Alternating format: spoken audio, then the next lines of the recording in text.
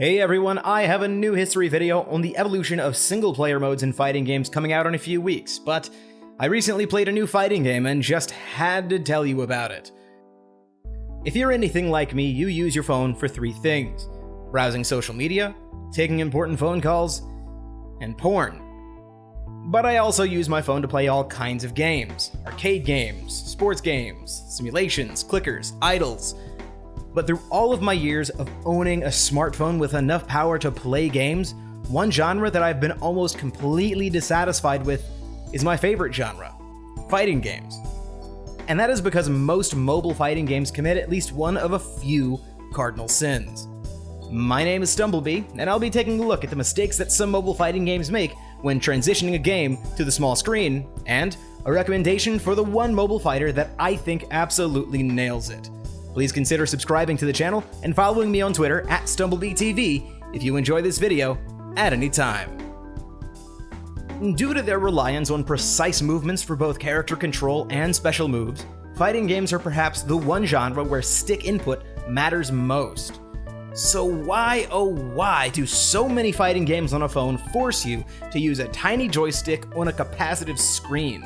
With an on-screen D-pad, you don't get a sense of tactile feedback that you'd otherwise get with a regular controller, causing missed inputs, incorrect moves coming out, thumb cramps, the works. This causes you to fight the controls more than your opponent. There are even products out there that are solely dedicated to making the experience of using thumbsticks on touchscreens not completely suck. Some mobile game developers understand that capacitive touchscreens don't often make the best controller. But in order to remedy that, some go into the complete opposite direction, simplifying their game too much, creating what essentially boils down to a glorified idle tap game. In this type of game, you don't really have the choice of movement, because in order to force action, characters will either automatically move towards each other or start so close by together that they have no choice but to do their best Fry vs. Takayama impression. While the gameplay of some of these titles requires some semblance of timing in order to maximize the damage on combos, the gameplay on many of these titles are often so similar that it can be sometimes hard to even call them fighting games at all. And the last and one of the most pervasive issues in most of the fighting games that I've played on phones is the constant expectation for players to open their wallet. I'll happily spend $3 to play one of my favorite SNK fighting games, or $5 to play the jankiest version of Street Fighter 4 out there.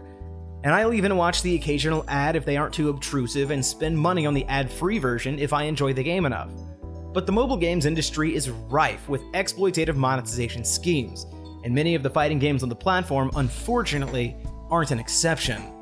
Many games feature long, complicated upgrade paths and energy systems that lead to grindier and grindier progression that just so happens to be bypassable by using premium currency and consumable items that you can either buy a lot of at once with real money or earn at a frustratingly slow pace.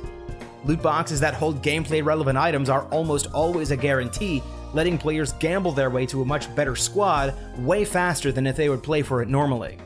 Which brings me to the topic of today's video.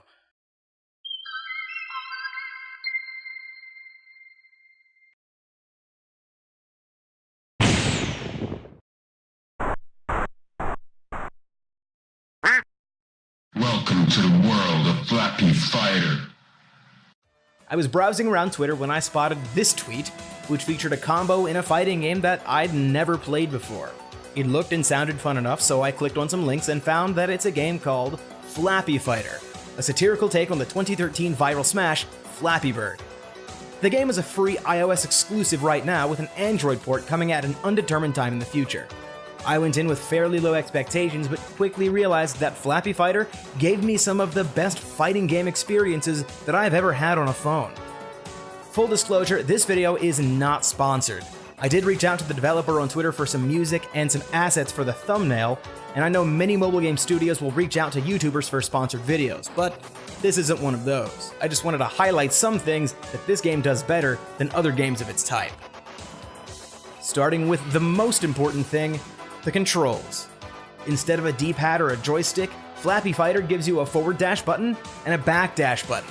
But that's not all the movement options you have, however.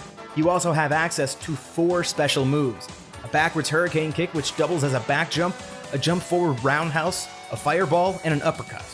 These 6 buttons give you all of the control that you need over your character.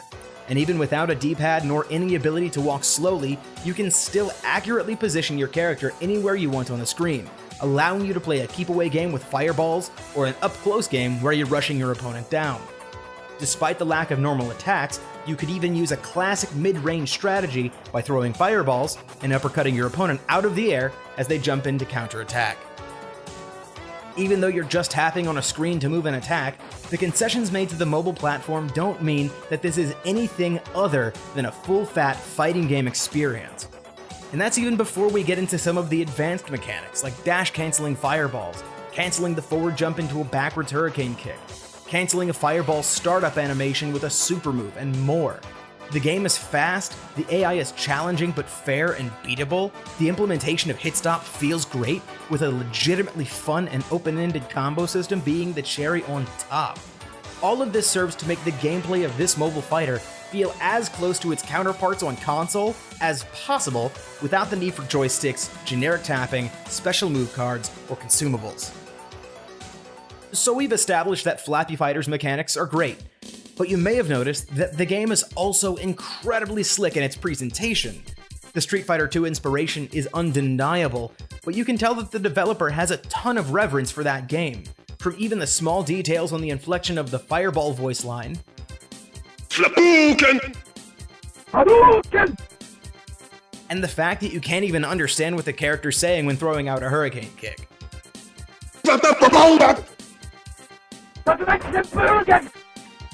Flappy Fighter is also unique in the sense that it's not trying to be anything other than a rock-solid mobile fighter. There's no way to upgrade your character's strength, no premium in-game currency, no unlock timers, and no game-changing loot boxes.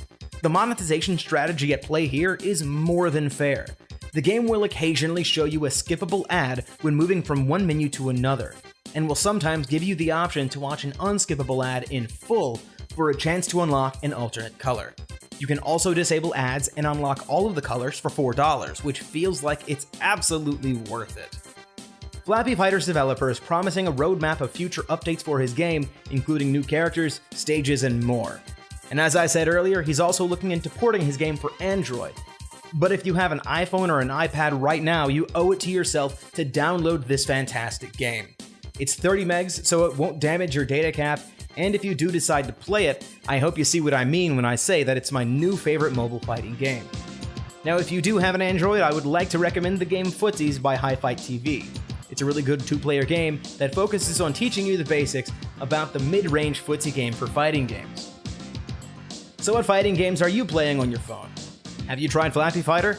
Let me know in the comments below, and once again, if you enjoyed this video, subscribe to my channel and/or follow me on Twitter at StumbleBeeTV. I'll be seeing you in a few weeks with a new video on the history and evolution of single-player modes in fighting games. Peace out.